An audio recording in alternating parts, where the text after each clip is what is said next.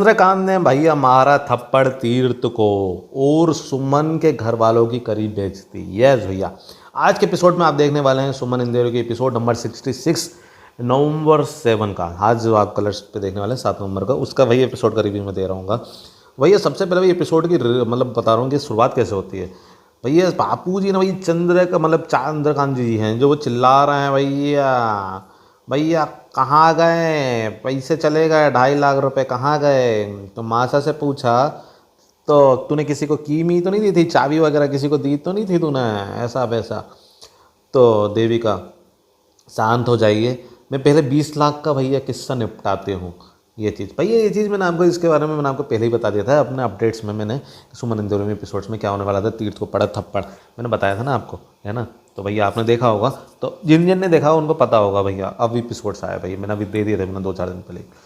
तो भैया देविका शांत हो जाइए, 20 लाख का भी मैं पता लगाती हूँ। पहले उसका तो लगा है, पहले भैया लगाने चाहिए भैया, एक एक करके पहले किस्सा निपटाओ यार, फिर उसके बाद करो। चंद्रकांत बीच में घुस रहा है, हाँ नहीं तो देविका का काम भैया बिगड़ रहेगा।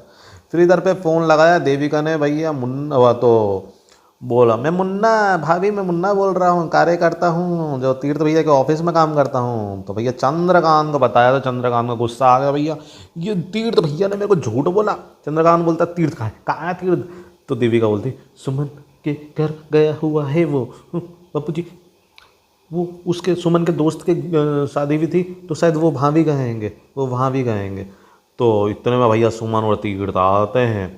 तीर्थ बोलता क्या हुआ, माँ से बोलता इतने में ऐसा वैसा, क्या हुआ ऐसा वैसा। इतने में कॉल आता है भैया मुन्ना का, जो ये कार्य करता है भैया, इतने में बात करता है ना, हाँ मुन्ना। तो इतने में भैया बापू चंद्रकांत आते हैं, ऐसा करके तेज थप्पड़ खींच के थप्पड़ मारते हैं। तो भैया माँ क्या कर रहे हो, जवान बेटा है पे हाथ उठा रहे हो, उठाया है ऐसा। माँ को मारा भैया चंद्रकांत, जैसे हाथ उठाया तो भैया तीर्थ, ऐसा लगा कि तीर्थ ने हाथ पकड़ा, लेकिन भैया इधर पे सुमन जी ने भैया हाथ उठा ली, मतलब हाथ पकड़ा चंद्रकांत का। चंद्रकांत भैया हाथ उठा रहे थे माता पे। तो भैया इतने में भैया भाभी का देवर बोला तेरी हिम्मत कैसे हुई पापा का हाथ पकड़ने की। तो सुमन बोलती मैंने अपने ससुर का नहीं, और नहीं मैंने बड़े बुजुर्ग का मैंने हाथ पकड़ा, मैंने उसका हाथ उनका हाथ पकड़ा है जो औरत पे हाथ उठाता है। हाँ तो भैया आपके पापा हैं, पर वो अब सब चुप खड़े होकर देख रहे हैं, लेकिन अपनी माता को अपना वो नहीं कर पा रहे हैं उनका कि भैया उनको जब पहला जो हाथ उठाया था तब रोकना चाहिए था, वो आज तक हाथ उठा रहे माता पे। ये चीज़ बोलते भैया। देविका बोलते सुमन कैसी बात कर रही हो तुम, तो तुम्हारे ससुर हैं, जानती हूँ देविका भाभी, ससुर हैं मेरे पिताजी पर, मेरे पिताजी समान है ना, तो इसलिए मैं समझा रही हूँ, इसलिए इसलिए इसलिए रोका मैंने हाथ। चंद्रकांत तू भड़का रही है सबको, हैं भड़का रही है कि मैंने ऐसा हाथ उठाया ऐसा वैसा। नहीं पापा जी, आप गले पे बैठते हैं तो लक्ष्मी माता आती है, तो भैया आप लक्ष्मी की कितना मानते हैं, तो लक्ष्मी जी माता ही तो, वो माँ ही तो लक्ष्मी माता ही है, लक्ष्मी का रूप ही है। जो आप लेडीज़ जो रहती है जो घर की, वो लक्ष्मी का रूप रहती है और आप उन पर हाथ उठा रहे हैं। तो ऐसा वैसा। तो चंद्रकांत हो जाता।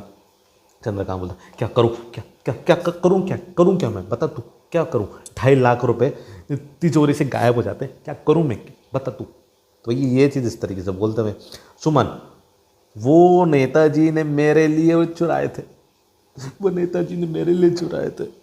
देविका क्या माँ लड्डू तो भाई तीर्थ ने लौटाया भैया पैसे, लो पापू जी भैया पैसे, ये 2.5 लाख रुपए वापस आ गए, जरूरत ही नहीं पड़ी हमें तो भैया, लो भाई पैसा। तो चंद्रकांत जूता निकाल रहा था इतना में, तो सुमन नहीं नेताजी ने मेरे लिए चुराए थे। नहीं नहीं पापा जी, नेताजी ने मेरे लिए चुराए थे, सजा देनी हो तो मुझे दो। तो बाप का मर्डर करवाना है तेरे को, हैं तीर्थ को बोल रहा है बाप को मर्डर करवाना है। तीर्थ मैं मदद कर रहा था। देविका पर दिवाली के दिन तो भैया कोई भी तिजोरी से पैसा निकालता ही नहीं है, बापूजी खुद ही नहीं निकालते पैसा, 10 दिन तक तो तिजोरी में ही रखे रहते हैं भैया, बंद करके रखते हैं। और इन्हें तो इतने में चंद्रकांत, और इनने तो सीधी चोरी कर ली। तो अरे चोरी करने की जरूरत है, भीख मांग लेते हम दे देते दान में। तो भैया इसका इसका भाई मारा सारी जिम्मेदारी इस पे छोड़ के गया है, कि बहुत कुछ कहा भैया उसके बारे में, उसके भाई के बारे में भैया चंद्रकांत ने, कि इसके ऊपर जिम्मेदारी छोड़ गया है, तो अब इसने भैया बड़ा हाथ मार लिया है, बड़े घर में शादी कर ली ताकि इसको हर महीने एक्सिस होते रहे पैसे और अपने ये घर वालों को लुटाते रहे। तो ऋषि के बारे में भी बहुत कुछ कहा, इसका भाई बड़ा ही वो है, ऐसा वैसा, मरते मरते भैया अपने हमें छोड़ गए भैया, हमारे छाती पे भैया मंडरा रही है ये। भाई इतना सब कुछ बोल दिया भैया चंद्रकांत ने, बोला हर महीने इसके परिवार को तू एक काम करना, पैसे दे देना, दे देंगे, ऐसा लगा कि दान में दे दिया किसी गरीब को। तो भैया इतनी इंसल्ट करी भैया उसने, लेकिन सुमन चुपचाप खड़ी रही, रोती रही। वो चंद्रकांत, अब इस घर में चोरी नहीं होगी, मैं बोल देता हूँ। तो देविका को भैया बोला कि ये बेटा ये 2.5 लाख रुपए रख दे। तो अरे चाबी तो तेरे पास ही नहीं है। माँ से बोला ला दे चाबी, दे चाबी, दे चाबी दिया और देविका को दे दी भैया, चाबी लिया और देविका को दे दिया, ले अब तू चाबी तू संभालिए भैया। लो भैया फूलों की रखवाली के लिए भैया भोरा को रखा भैया ये सीन हो गया भाई, ये क्या चीज़ हो गई भैया। अब भैया माँ तो भैया, माँ तुझे से मुझसे बात करनी है भैया, तीर्थ को बोल रही है कि माँ क्या मुझे तुझसे बात करनी है, चल सब चले जाते हैं। सुमन मेरे परिवार वाले बेसहारा नहीं है इतने में भैया ये चीज़। और देविका भैया कल चेक बहुत रही थी, चेक रही थी बहुत ज़्यादा, लक्ष्मी पूजन का हक लेना है, वो करना है, वो करना है, पापा जी के साथ बिजनेस में चलाती हूँ, तो भैया तो मैं भीख तो मैं दे दूँगी तेरे को, चिंता मत कर, तेरे को हर महीने, ऐसा बोला। सुमन सोच रही है पूरी बात गुलशन की बात कि भाई बड़ा तगड़ा हाथ मारा है और ऐसा वैसा, घर जिस घर में तुम रह रहे हो उस घर का जितना प्राइस है उतना तो दान में दे देते, ये सब सोच रहे हैं। बापू जी की बात सोच रहे हैं, रूम में बैठी बैठी सोच रही है कि तो तीर्थ आया रूम में, और सुमन जी भैया नमकीन किंग के बेटे, मतलब बातें सीरियस में मत लो, तो ये ऐसी चीज़ें बोल दी भैया कि मतलब मत लो ऐसा वैसा। तो उसने तो मैंने हेल्प के लिए किया था वो, तो वो तो सुमन बोलती वो बेसारा नहीं है।